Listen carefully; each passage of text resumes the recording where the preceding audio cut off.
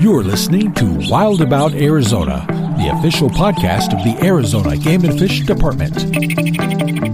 Welcome to Wild About Arizona. I'm John Schrieweiler with the Arizona Game and Fish Department. Today we are talking about the Monarch Butterfly, and with us to talk about it all is Cheri Boucher, a project evaluation program specialist with the department. That's what fancy for environmental biologist, Cheri?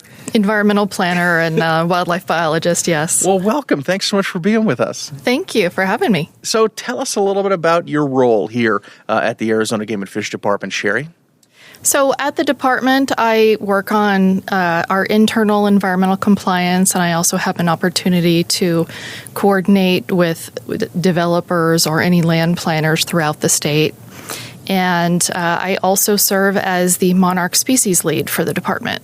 Yeah, so a big part of your job is working with the Monarch butterflies and their conservation and also pollinators in general, right? Exactly. So let's dive into it. Tell us about butterflies here in Arizona. So for monarchs specifically, Arizona is really unique in that we kind of act as a connection and a monarch highway between the western and eastern populations. Oh, really? So we see monarchs migrating up through the spring, and sometimes they'll be coming from the California coast, kind of inland up through Arizona and up through western U.S. And sometimes we see species that are actually in the western or the eastern population that may have gone down to Mexico for overwintering, but they end up coming through Arizona on their way back up through. So it actually serves as a connection between the two populations that we didn't previously realize were even that connected. But Southwest Monarch Study over the past 20 years has been doing some tagging on monarch butterflies, and when those tags are recovered at different locations, they've recorded where they're finding them, and they're really finding an interesting connection between the two what were previously thought of as distinct populations. So Arizona is a really, really unique place in that sense. So are the butterflies just passing through, or are they staying here? Monarchs specifically will migrate through, and they'll breed and use habitat as they're moving through at different locations throughout the state, both in the spring and also in the fall. But at the higher elevations during the summer, they'll tend to stick around, Grand Canyon and some of our wildlife areas and breed up there. And then in the fall, they'll start to make their way back south towards their overwintering. So. And even uniquely in Arizona, we have some monarchs that actually will stick around during the winter instead of going to the traditional overwintering. Well, we've started to see that in Tucson and some parts of the Phoenix metro area where the conditions just seem to be right. So it's really unique in that sense. I never knew a butterfly could travel so far.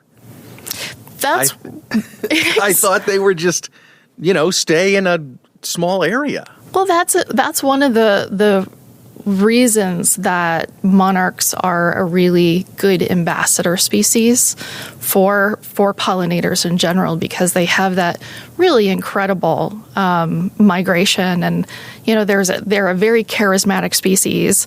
And I heard the term recently, which I kind of love, is that they're the gateway bug to pollinator conservation. And well, taxonomically that's not, exactly accurate, sure. but it's still really true. It's really easy to be passionate and excited about monarchs because they not only are they so visible and beautiful, but because of their huge migratory pattern, we see that they've been incorporated into cultural events, like you see them associated with the Day of the Dead celebrations and things like that. So they really serve as a good ambassador to looking at pollinator conservation in general. And by pollinators, not just butterflies, moths, bees, even, birds like hummingbirds, and even some bats act as pollinators. So how far are we talking? How far would like one monarch butterfly travel in a migratory pattern? So the eastern population will end up in Canada during their breeding. They'll go as far north as Canada. And then when they head back down to their overwintering, most of them overwinter down in a mountain area west of Mexico City. Oh, so wow. They're going a really, really long way. And during that course, it's not just one individual butterfly that's going the entire way. You will often see, they typically live about 30 days. So they'll go as far north as they can. They'll stop. They'll breed, and then the next generation of butterfly will continue on that migration pattern. And by the time they end up in the breeding grounds in, northern U.S. or Canada, it's 4 or 5 generations removed. But that's kind of one of the really cool things is somehow, that they know to make it up there, and then they'll often do the same thing coming back, but it's typically 1 or 2 butterflies that make it all the way back. They just live much longer. And wow, that's fascinating. I never knew that. It's really, really interesting. And again, that kind of adds to the mystique and why they act as such a great ambassador species to talk about pollinator conservation in general. Yeah, now I'm sure most people probably know, but in case anyone listening doesn't, the monarch butterfly is the orange and like black one, right? Yes. Or can they be other colors or? No, they are definitely orange and black, and in fact, there's a couple other species that could look really similar. Especially the queen butterfly can look really similar. But their monarch are very distinct with that bright orange, and they have the thick kind of black veins on the wings. Sure. And then they have white spots that you've seen, and the white spots on the monarchs are enclosed kind of at the end of the wings within the black. And the queens, which can look really similar to monarchs, especially from a distance, the queens have their white spots kind of all throughout their wings and aren't limited within the black at the tip of the wing. So that's one way to kind of tell the difference. And I didn't know that either, that there's queens. There are. Wow. Okay, see, this is great because I didn't do a lot of research on this beforehand because I wanted to just hear it from you, Cheri. So, but there's a queen butterfly? Yes. Yeah, and they use milkweed as well. Okay. So milkweed is the monarch and queen larval host plant, and what that means is the caterpillars will only eat one thing. And so the monarch and queen caterpillars eat milkweed specifically.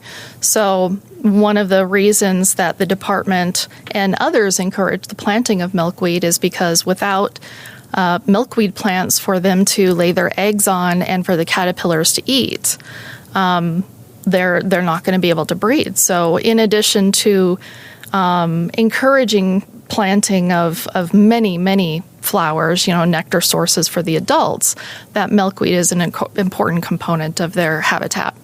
Now, is the monarch probably the most popular butterfly in the state of Arizona? They are one of the most popular, again, just because they're so charismatic, but there are some other really beautiful butterflies. Some of the big swallowtail butterflies are big and really pretty.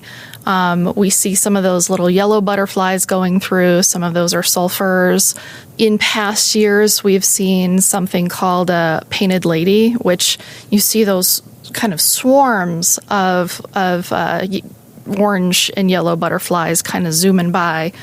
And we see those move through and migrate. Do you have a favorite butterfly species here in the state? I think as the species lead for monarchs, I kind of have to say that monarchs are my favorite. For sure. We don't want them getting wind that, something else. So you've already mentioned some locations, Cheri, but are there, if people want to go out and maybe see some of these butterflies or see the monarchs in their migration period, are there places in the state they should go where maybe they'd have a better chance of seeing some of this? Absolutely. So this time of year, this is actually a perfect time of year. Coming up, we're starting to see the monarchs migrate back south. So right now, they're still primarily in some of our higher elevation areas. We actually see them on some of our wildlife areas up near Springerville. They tend to follow the Little Colorado River, so we'll see them out at Wanema and our Sipe wildlife areas. And really, as they're moving through, they're often following riparian corridors. Anywhere that there's water and trees and lots of wildflowers nearby, that's really what they're looking for in habitat. So in arid regions like Arizona, they tend to follow those large riparian corridors, the Colorado River and the Little Colorado and areas like that. So we even see them this time of year down south as they're moving south at our Whitewater Draw wildlife area. We have some milkweed out there. And the majority of that's happening kind of right now in the August, September timeframe? Right. September, early October, we'll see them moving down through and heading to their overwintering areas. And again, we in Arizona, we've started to see them actually hang out. Just a small number. Just some of them, we'll see them actually hang out and overwinter. So it's a really unique situation. But the majority of them, are either headed to the California coast or down to Mexico to overwinter. Besides, like my fourth grade science class, where we learn that the caterpillar becomes the butterfly, right? I'm wondering if you could just kind of describe that for folks out there like me who don't really understand or know the process completely. So could you just describe that, how the butterfly comes about, Cheri? Sure.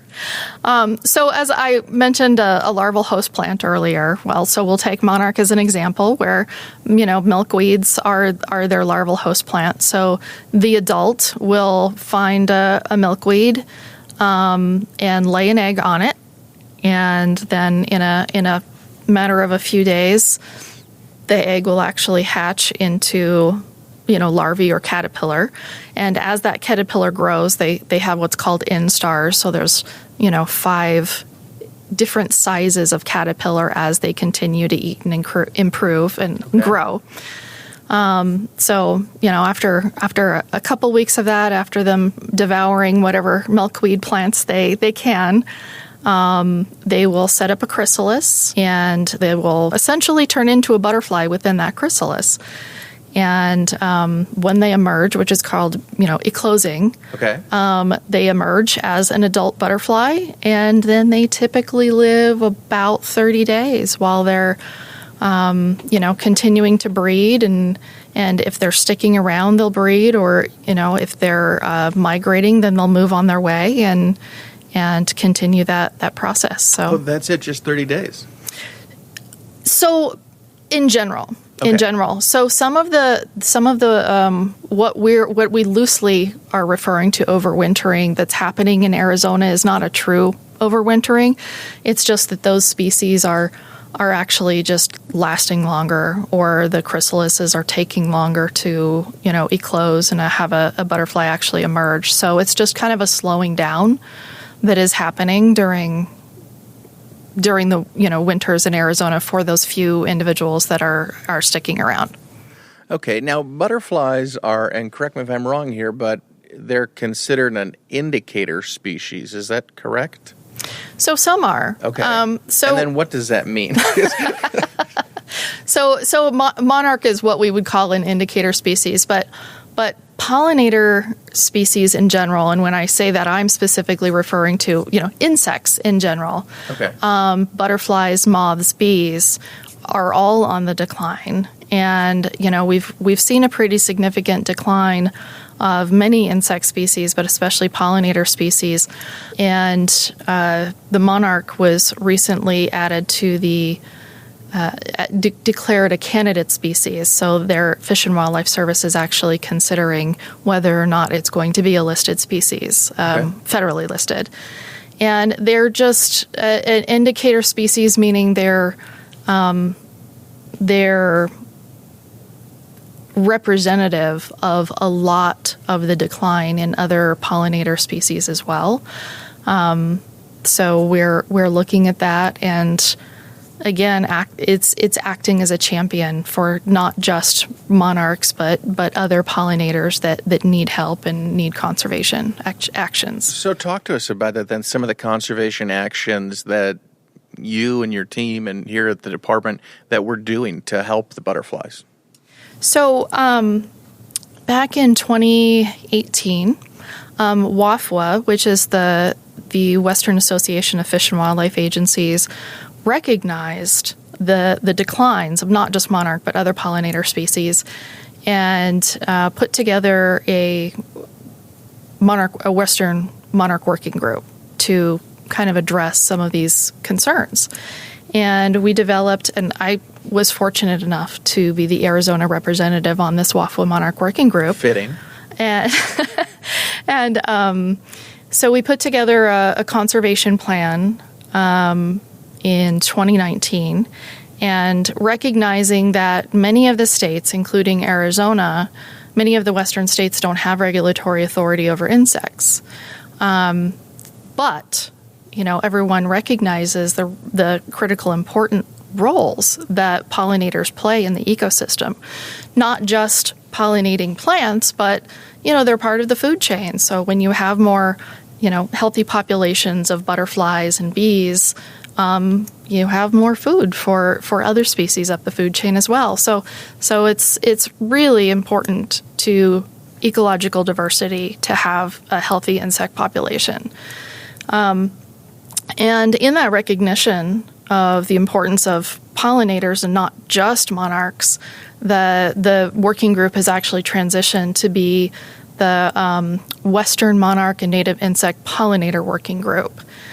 And because many of the western states don't have regulatory authority, really that plan is a call to partners to help implement conservation. And that plan identified a number of different strategies and goals in different areas and different types of habitat, different stakeholders that can do different things. And picking up that charge, a partner at Fish and Wildlife Service put out a call to dozens of folks in Arizona back in 2019 that were starting to work on monarch and pollinator conservation, and established the Arizona Monarch Collaborative.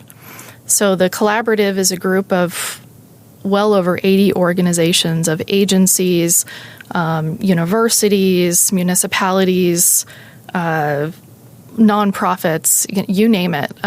Anybody that's doing work in the state on monarchs and pollinators is participating in the collaborative and looking at those actions and kind of implementing that plan. Well, and you kind of touched on it there, but I mean, monarchs and just sounds like pollinators in general, right? They're a huge benefit to our ecosystem. Absolutely. They're a huge benefit to our ecosystem. Again, if we didn't have species out there pollinating the plants, that would be really concerning for diversity in general. Not only do they improve the habitat, or they keep they sustain the habitat, I should say, keep it diverse, but they also act as part of the ecosystem, in the food chain, and they serve many, many roles. And I know you touched on it a little bit earlier, but we talked about tagging of the butterflies. Mm-hmm. If maybe we could revisit that. What exactly is happening there, Cheri, when we're tagging butterflies, and why are we doing it? All right. So in general, it's Southwest Monarch Study that does the tagging. Okay. And the goal is to find out more, and it's specifically monarchs that they're tagging. And the goal is to find out where they're moving. If they're tagging a butterfly in Camp Verde and they find it when it's recovered, when it has migrated to its overwintering, or if it has ended up somewhere else and someone finds it and calls it in, they report where they found that butterfly. So we, meaning Southwest Monarch Study, have been able to actually identify some of the flight patterns of the butterflies, and that's how we know that the thought used to be that all of the butterflies in the West, all of the monarchs, overwintered along the California coast, and then all of the monarchs in the eastern population overwintered down in Mexico. And through that tagging effort, they've learned that that's not exactly the case, that sometimes butterflies from Arizona end up down in Mexico, sometimes they go to the California coast. And they've also been able to learn a lot about the conditions of, what is triggering monarchs when they're starting to migrate and move through. And it's really, sun and sun angles of the sun and the different times of year. So they've gotten to learn a lot, not just about where they're going, but when are they going and what are the conditions that trigger those movements. So it's been really, really interesting research that they've been doing. Yeah, that's fascinating. That's happening. I didn't think about that. But so basically, someone's catching the butterfly. It's getting a tag. They're documenting where that happened, and then wherever that butterfly is recaptured, they can track back and know that it came from Arizona. Exactly. Or somewhere else. That's neat. Now, it sounds like a pretty intensive effort to do that, and it sounds like there's a lot of people involved, probably a lot of volunteers helping you guys with this research. Or are there ways people can get involved if they're out there and just learning this for the first time, or maybe sounding, hey, that sounds really cool? Are there ways people can help with butterfly conservation here in the state? Absolutely. So in addition to a lot of volunteer opportunities, not just tagging, but there are a number of different programs where people who are just walking around with their cell phone, because who's not walking around with their cell phone these days, right? If you see a monarch or another butterfly, you can record it on iNaturalist, or there's a Western milkweed mapper, or there's actually a whole slew of different community science opportunities that, some are more time intensive and some are literally snapping a picture and uploading it. So just depending on what your level of time commitment or, what you're able to do, there's a volunteer opportunity or a community science opportunity that fits you. And on the Arizona Monarch Collaborative website, which is azmonarchcollaborative.com, we have a list of many of those opportunities. People can look and see what community science regional opportunities are available. They can sign up. They can get going just through their an app on their phone. Well, I'm sure that really helps you guys out because you can't be everywhere. Exactly. And we learn so much about where they are in the state and when they are in the state and information like that. Other things that people can do is even if you only have a tiny little porch with a few potted plants, putting out flowering plants that can serve as nectar sources for monarchs and pollinators, putting out milkweed. These things are really, really helpful. And, even on the small scale, but if you have 500 houses in your neighborhood that are doing things on the small scale, that really, grows in its impact. And one of the key things, if people are going to add nectar plants, flowering plants to their garden, is to make sure when they're buying them that they're not treated with pesticides. Okay. So no, many of the native plant nurseries are able to tell you if a plant has been treated with pesticides or not. So that's really important to think about the source of your plant materials if you're buying seeds or buying, plants to put in your yard. And another really interesting thing is to think about the time of year the different plants are blooming. So ideally, you could purchase plants or have plants in your yard that are going to bloom at different times of year. So as different butterflies or other pollinators, hummingbirds or bats are moving through your yard, having something that's blooming at different times of year is fantastic. So there's always something in your yard, and it's beautiful. Well, yeah, it's pretty. It sounds like I need to add some more potted plants to my patio. Well, gosh, we've learned a lot today, and just Cheri, thanks so much for being with us and telling us all about monarchs here in Arizona. Really appreciate it. Thank you for having me. Thanks for listening. Visit us online at www.azgfd.gov.